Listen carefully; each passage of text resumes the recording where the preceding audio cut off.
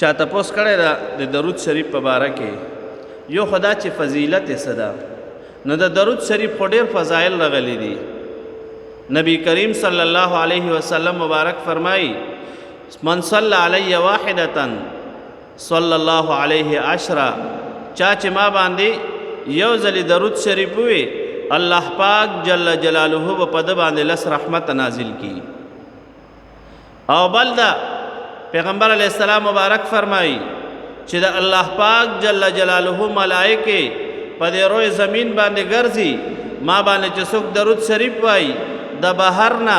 نو ما ته هغه ملائکه دا درود شریف را رسوي او قبر مبارک ته رسوي، د پیغمبر علیہ السلام مبارک روضه مبارک ته رسوي او دا ورته وایي چې سیب په تاسو باندې فلان ابن فلان درود شریف وي، تاسو باندې سلام وي او الته روضه مبارک سره چې څوک صلات سلام وایي پیغمبر پاک صلی الله علیه وسلم مبارک خپل اوري. او نیکان خلق داسې شته چې پیغمبر علیہ السلام مبارک جواب ورکوي. نو بعد نیکان زما شیخ او مرشد شهید اسلام شیخ الحدیث حضرت مولانا محمد حسن جان شهید رحمت الله علیه هغوی فرمایل بعد نیکان خلق داسې شته چې هغوی اوریمو چې پیغمبر علیہ السلام مبارک والا جواب ورکی خو لیکن وروڼو چا په مخ چې ګیره نه وي ګیره او هغه درود شریف روضه مبارک سره پیش کوي پیغمبر علیہ السلام مبارک جواب ورکوي خو مخ مبارک یې پټ کړی وي. دا ولې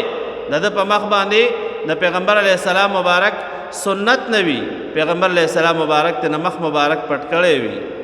نو لہذا د درود شریف ډېر فضایل دي. طبرانی شریف کې روایت تا چې کم سړی دا وایي جزا الله تعالی عنا محمد ما هو اهله، د طبرانی شریف روایت تا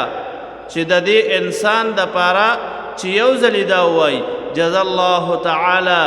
جزا الله عنا محمد ما هو اهله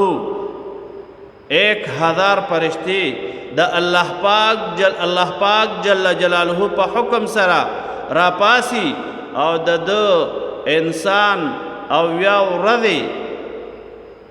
نیک اعمال لیکي د ده لپاره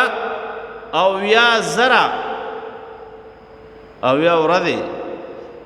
1000 فرشتي هغه راپاسی او 70 ورځې هغه د ده لپاره څه لیکي